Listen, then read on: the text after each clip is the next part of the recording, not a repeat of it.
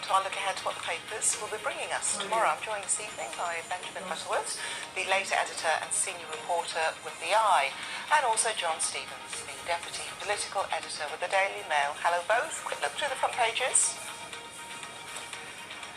And we're going to start with The Observer, which leads on the fishing row between France and the UK as leading scientists and environmentalists fear that the dispute could overshadow COP26. The Telegraph, also focusing on the fishing dispute, reporting that Boris Johnson has urged the EU to rein in France, the French PM, of a pattern of threats against the UK. The Express calls the Prime Minister Boris the Gladiator as he made a speech on climate change in the Colosseum in Rome. Staying with climate change, the Sunday Times reports that world leaders are close to agreeing a deal to halt global deforestation by 2030, and the Mail on Sunday reports that a Russian hacking gang are behind a virtual heist on an exclusive jewellery firm, resulting in a leak of thousands of personal details of Hollywood stars and billionaire tycoons, including Oprah Winfrey and Donald Trump. Okay, let us begin our chat. Benjamin and John, lovely to have you back. John, you're kicking us off, and the front page of the Express, and Boris Johnson is depicted as a gladiator. Yeah, so this is Boris Johnson in the Colosseum in Rome, where he's attending the G20 summit before he flies over to Glasgow, where the COP summit's going to happen. He's going to be welcoming 120 world leaders to that, trying to get some new deal on climate change, trying to get some action agreed between those different countries. I think it's going to be quite a big week for the Prime Minister this week. He's saying that COP is a moment of truth in the world, that we need to get some action agreed. I'm not sure he's going to be needing the skills of a gladiator. I think that's possibly a reference to his fight with Emmanuel Macron over Brexit and fishing. But at the COP conference, he's going to need to bring world leaders together. And I think, there was a piece in one of the papers last week talking about whether Boris Johnson has the best skills to do this job or not. Would it be better if we had another Prime Minister when we were holding this summit? And one of the arguments they were making that he is a good Prime Minister for this is that when he goes into these tough meetings with people like President Xi, who he spoke to on the phone yesterday, or Bolsonaro from Brazil, or Modi from India, is that he manages to disarm people with humour, that he's quite direct with them, and he does actually manage sometimes to get some concessions out of them. This really plays, doesn't it, that backdrop, Benjamin, the classics, history, the drama to Boris Johnson? It does. He is a great historian and loves to use historical references when trying to explain his political vision. And actually, the context of being stood in the Colosseum in Rome plays into what he said about the threat of climate change. In the last couple of days, he's given interviews where he says that we should be wary of the fall of the Roman Empire. We should learn the lesson that the collapse of civilizations can come a lot faster than anyone would ever imagine if you don't act in advance. And that has been his message ahead of not the G20 but COP26 next week, where he says that if world leaders don't act and have much stronger targets than the ones that are in place at the moment, well then the hope of a 1.5 degrees rise in global temperatures is going to be missed.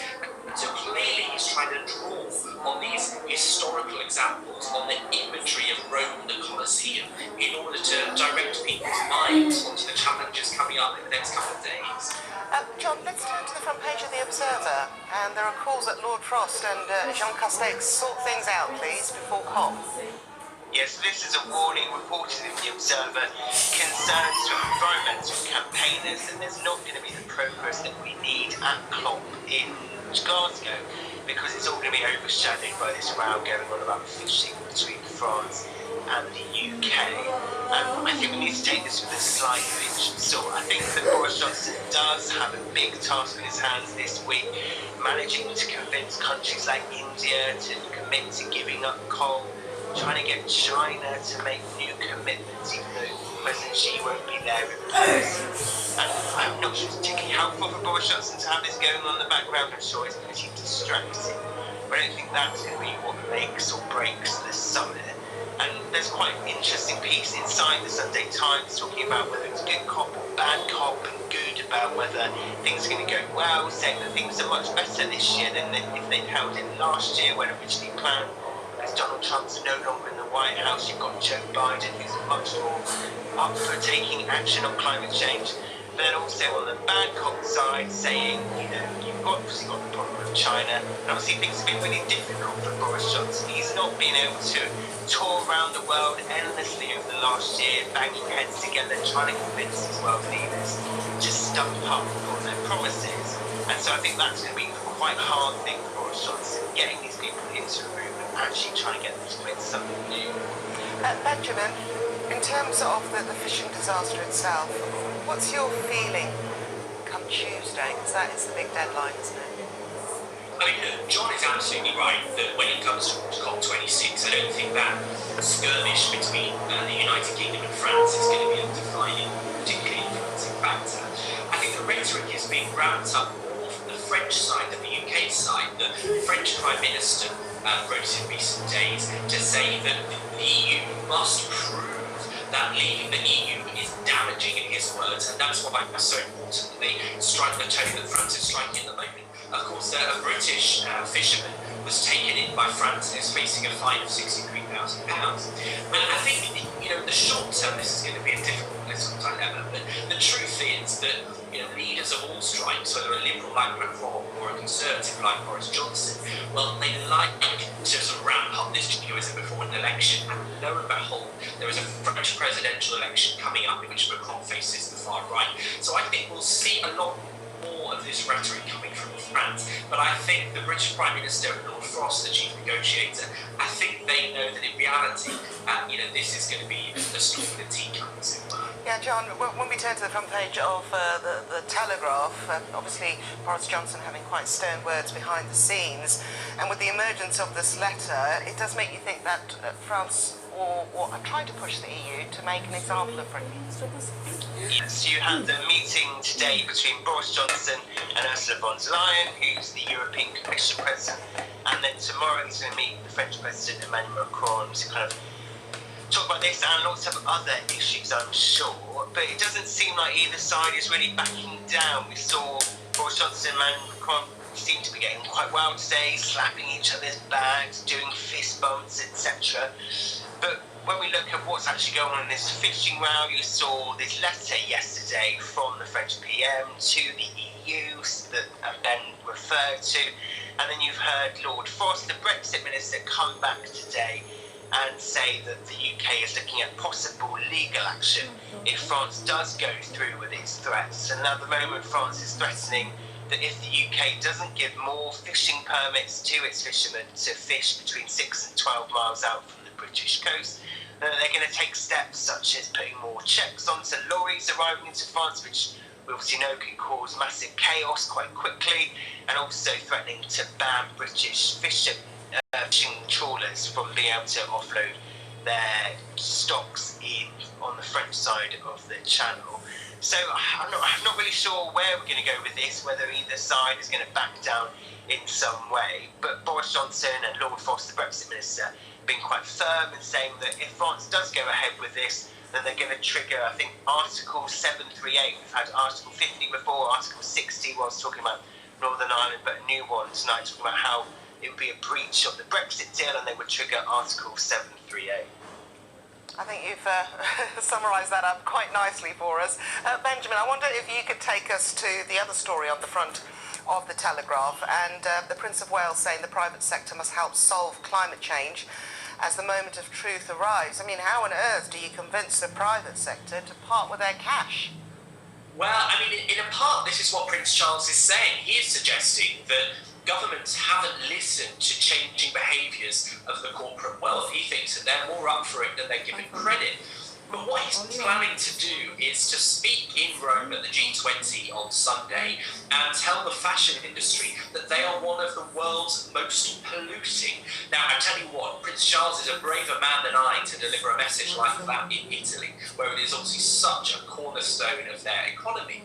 But he makes, a valid point about the amount of pollution, the amount of emissions, the very nature of fast fashion, and how it needs to change. And he's suggesting a sort of ID that appears on pieces of clothing that will explain what the consequences of that is and what the footprint has been carbon-wise.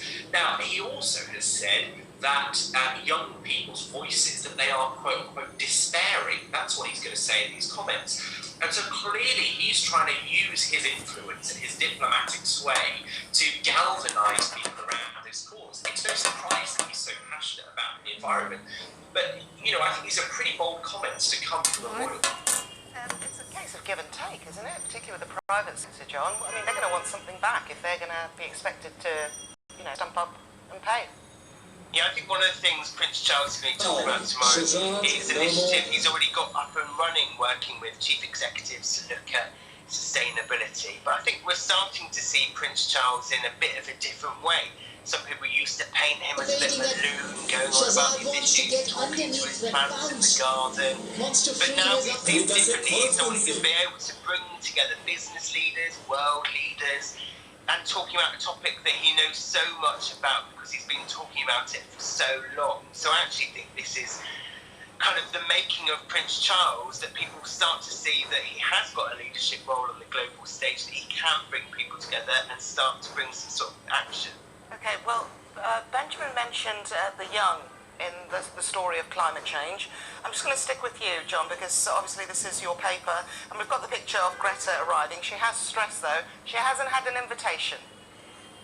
Yeah, this is Greta Thunberg, the environmental activist, arriving tonight in Glasgow station, and she's in the videos. It's complete chaos. She's absolutely mobbed by people and photographers. There's a lot of jostling. The police don't really seem to have much control there. But I think it just shows that you've got all these world leaders. I think it's 120 world leaders coming into Glasgow. But someone who's a total star at just 18 is Greta Thunberg, who manages to get all this attention. Benjamin, it really is the youth pushing this, isn't it? But ultimately, it all depends if they're heard. It does, and actually I think it's a shame that Greta Thunberg won't get the chance to make her case in front of these leaders. You know, a lot of people have said, why is this person, a teenager, you know, got so much attention, got so much diplomatic sway? And I think it's because in truth she's not speaking for herself, she's speaking for a generation of young people. And you've seen these climate strikes, these school walkouts that she pioneered in Sweden. You've seen them spread across the world. And I think one of the things that Boris Johnson does appear to recognise, at least on a political level, is that not only the young people of Greta Thunberg's age, but their parents are genuinely very concerned about climate change. You've seen it shoot up the ranking of voters' concerns in polling. And so I think politicians ignore the likes of Greta Thunberg and other voices of that ilk. They ignore them at their peril. Okay, let's turn to the front page of the Sunday Times. Despite a lot of the pessimism at what will actually be achieved at COP26, it seems that we have got, hopefully, a positive concerning rainforests, John. Yeah, so this is talking about a deal that they think could be announced by Boris Johnson on Tuesday, which would see the end of global deforestation by 2030. It also talks about a possible deal on methane emissions. It says I think it's about 60 countries are ready to sign up to some new arrangement, and they possibly include Saudi Arabia, which we know is a massive oil nation. So it seems that Boris Johnson might be able to get some different side deals to show that there is some progress happening at COP26. Inside the Sunday Times, it suggests that they could be working on deals on the oceans, electric vehicles, and obviously you've got there's a lot of pressure on countries to deliver on climate financing for the poorer countries. So back at COP in Paris in 2015, they all agreed that they were going to give a total of $100 billion by last year to be able to help the least developed countries be able to make their economies greener, and that hasn't happened. And so Boris Johnson will be putting people under pressure to actually stump up the cash that they promised. Yeah, I mean, when we talk about rainforests, we're not just talking about the Amazon, are we? Because obviously we've got to deal with Jair Bolsonaro. There are rainforests, for example, also on the African continent. Benjamin, very quickly, your thoughts on this? Well, I think it's sort of trying to broaden the kind of things that an arrangement like COP26 can going to succeed at achieving. Not just things like carbon emissions, but tackling deforestation. I think these are major challenges. And still, some of those countries, as you named one of them in Bolsonaro, their leaders are the most reluctant. And so there's going to have to be some kind of carrot and stick to get these countries to agree to global agreements on things like deforestation. Ben, still staying on the front page of the Sunday Times, have you been shaking hands yet? I have to confess, when it happened last year, they said that we all had to stop shaking hands. I genuinely thought the handshake was dead. I didn't. I find myself still doing it on instinct. And this story in the Sunday Times points out that baboons and chimps, they lock fingers after a fight. And so I think, this handshake might be far more innate, and even 18 months of a pandemic isn't going to snap us out of it. John, shaking hands, are you back to that yet, or...? Well, you need something. When you meet someone, it's just like, if you don't shake hands, it's just like an awkwardness, just a slight nod. And I'm not going to start doing fist bumping like Boris Johnson. I think that's quite cringeworthy. But I do think that if you don't have COVID, then I think shaking hands is quite good. But there was an interview around yesterday of Nicola Sturgeon in Vogue saying that she's not shaking hands at the moment. She hopes never to have to shake someone's hand again. Personally, I think that's a bit of a shame. I still do sort of go to shake a hand, but anyway. Benjamin Butterworth and John Stevens, thank you very much for your time tonight. Enjoy the rest of your weekend. Thank you. And before we go, just to let you know that Greta Thunberg will be with on the Mars show tomorrow, so make sure you tune in for that. Coming up next on BBC News, it's the film review from all of us here. Good night.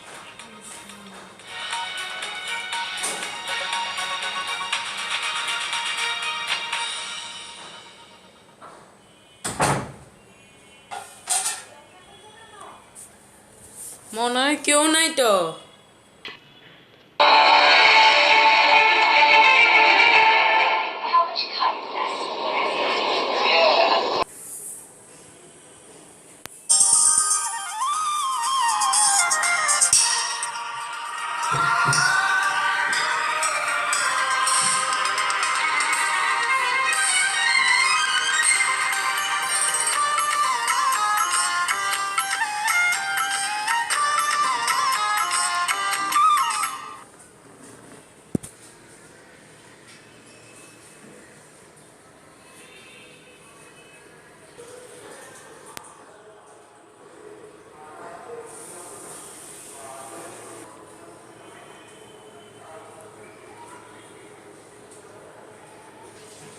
এখন BBC one Bangla শুরু হবে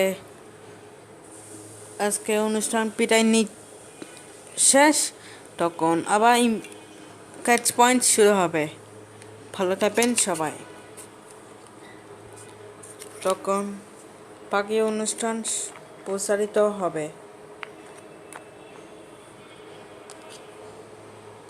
আজ হজরত মুহাম্মদ সাল্লাল্লাহু আলাইহি ওয়াসাল্লাম আজকে ICC T20 বিশ্বকাপ শুরু হবে শুক্রবারে প্রচারিত তখন শনিবার বিবিসি ওয়ান বাংলা শুরু হবে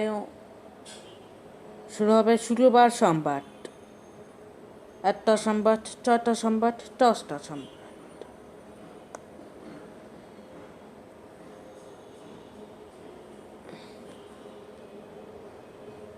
আন্তরিকে আপনার শুভেচ্ছা ঘরে থাকুন নিরাপদ থাকুন শুভনা কামনা